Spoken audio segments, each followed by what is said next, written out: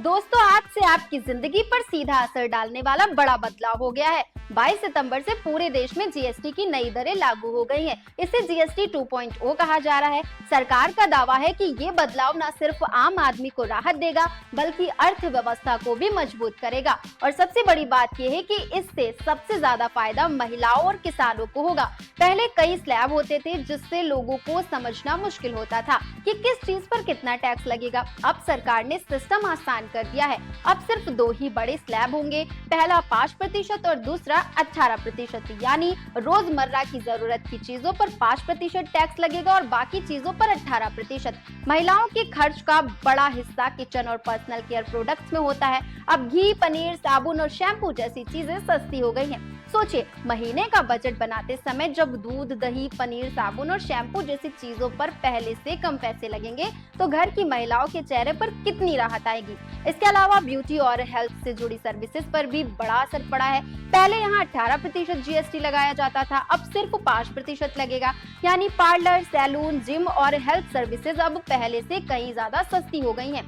महिलाएं अब कम दाम में अपना और अपने परिवार का बेहतर ख्याल रख पाएंगी। किसानों के लिए सबसे बड़ी राहत ये है कि खाद्य तेल, घी और डेयरी प्रोडक्ट्स पर टैक्स घट जाएगा।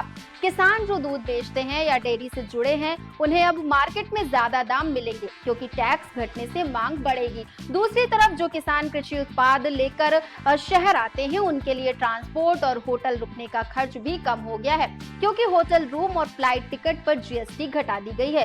इससे किसानों का सफर आसान होगा और उनका मुनाफा भी बढ़ेगा। अब जरा घर के बड़े खर्च की बात करते हैं।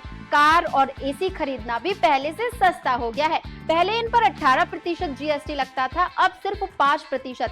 गांव के किसान जिनके पास अब अतिरिक्त आमदनी है, वो आसानी से कार और एसी खरीद पाएंगे। वहीं शहरों की मिडिल क्लास महिलाएं अब घर के लिए एसी या वॉशिंग मशीन जैसे प्रोडक्ट्स आराम से खरीद सकेंगी। और मजे की बात यह है कि अब मनोरंजन भी सस्ता हो गया है। 100 रुपए तक का सिनेमा टिकट पर सिर्फ 5% टैक्स लगेगा, पहले ये 12% था। होटल बुकिंग भी अब सस्ती हो गई है। 1000 रुपए से कम किराए वाले रूम टैक्स फ्री है। 1000 से 7500 रुपए वाले होटल रूम पर अब सिर्फ 5% टैक्स लगेगा। 7500 रुपए से ऊपर वाले प्रीमियम होटल्स पर 18% टैक्स रहेगा। इससे किसानों को फायदा ये होगा कि जब वो अपने माल को शहर लेकर आएंगे, तो होटल में रुकना सस्ता होगा। महिलाओं को फायदा ये होगा कि परिवार के साथ ट्रैवलिंग और होटल बुकिंग अब पहले से किफायती हो गई है। अब ये ना समझे कि हर चीज सस्ती हो गई है, क्योंकि शौक और विलासिता की चीजों के लिए सरकार ने नया स्लैब बनाया है, 40%। इसमें पान, मसाला, तंबाकू और बड़ी गाड़ियां शामिल हैं। लेकिन ध्यान रहे, इन गाड़ियों पर पहले फुल टैक्स 45 था, जो अब घटाकर 40% हो गया है। मतलब लग्जरी आइटम्स और नशे की चीजें अब भी महंगी ही रहेंगी, ताकि आम जनता सिर्फ जरूरी चीजों में फायदा पाए। सरकार का दावा है कि इस जीएसटी 2.0 से लोगों की खरीदारी क्षमता बढ़ेगी, महिलाएं घर का खर्च आसानी से चला पाएंगी और किसानों की आय बढ़ेगी।